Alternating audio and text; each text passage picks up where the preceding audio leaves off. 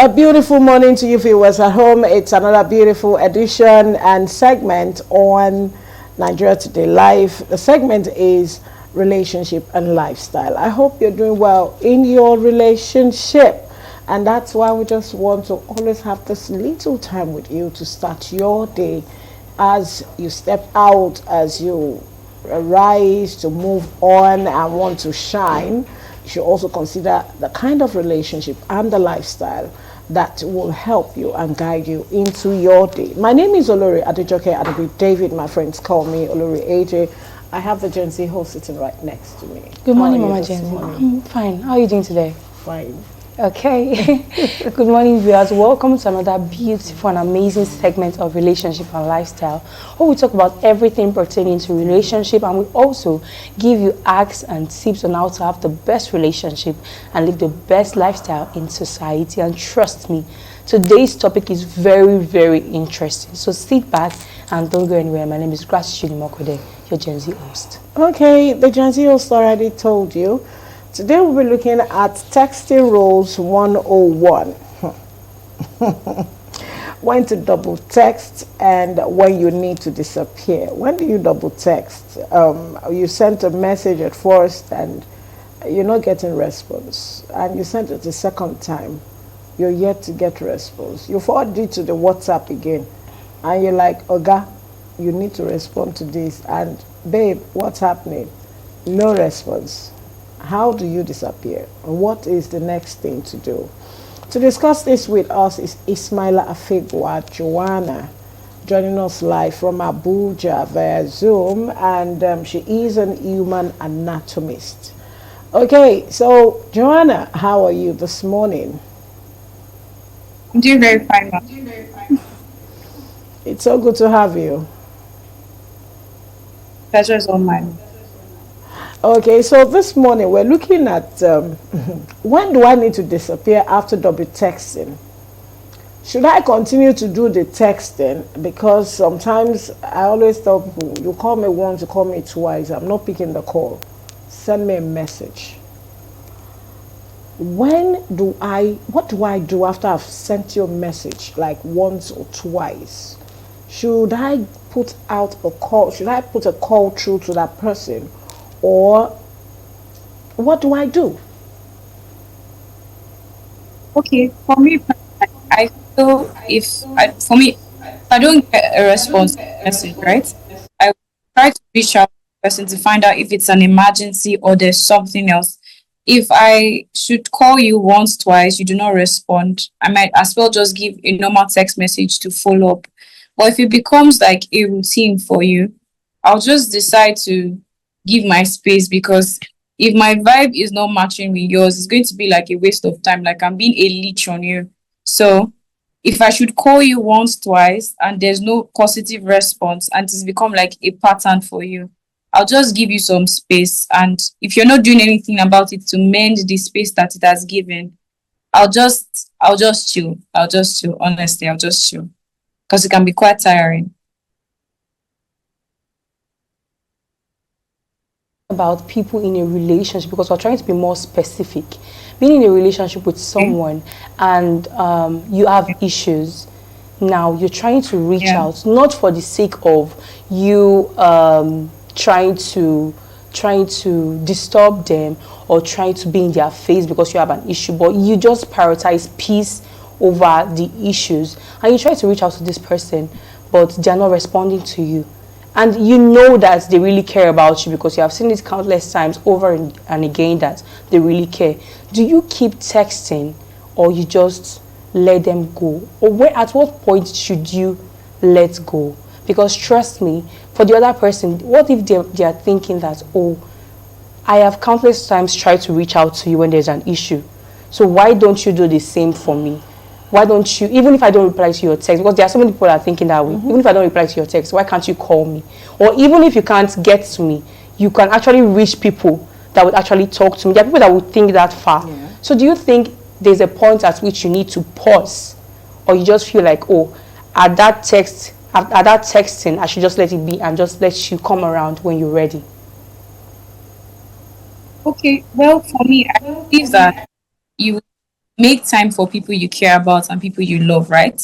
So if I try to reach out to you when there's an issue and I do not see a positive feedback from you, it's quite tiring. We as human beings, we get tired of doing things over and over again. So if I should try to reach out to you, most times in relationship, adding a third party to the relationship only makes it more porous, because if you keep depending on somebody to try to like fix you guys every time, what happens when you guys now become very serious?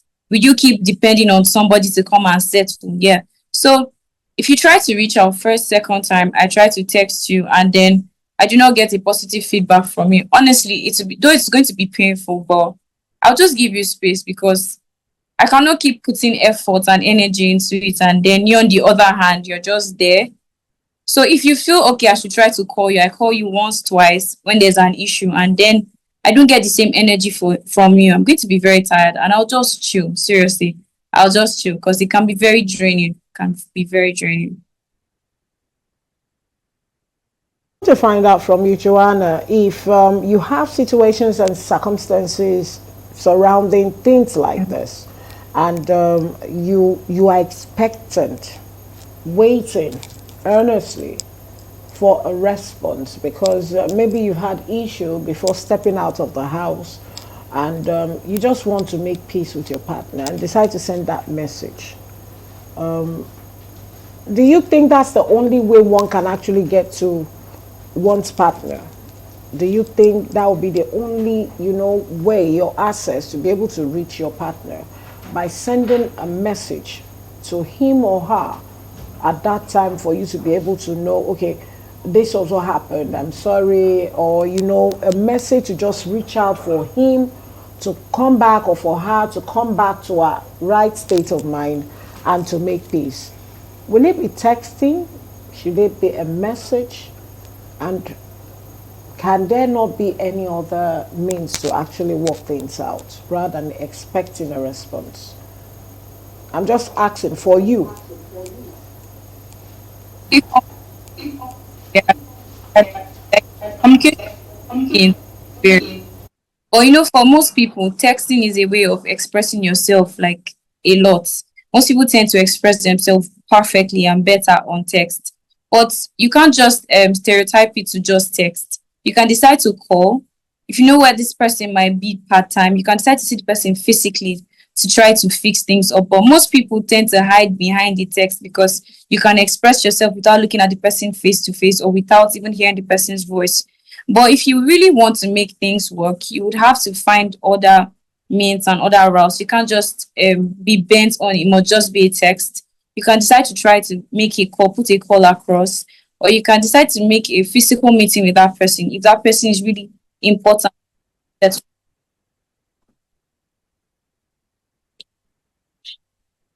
Yes, I'm going to ask the very last question.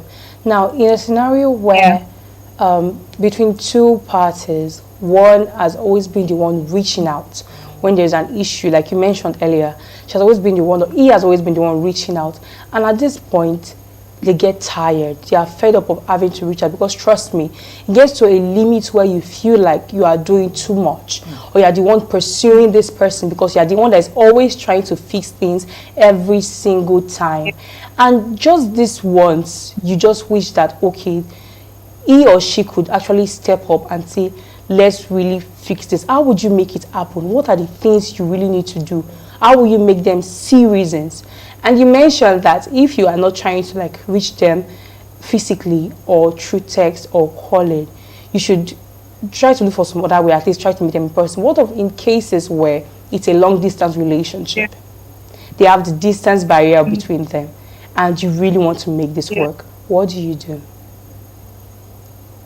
Okay, first of all, try to find a way out. You have to find out the kind of person you're in a relationship with, the person's temperament. Some people need just a little push and patience, while some people can be very annoying, sorry to say.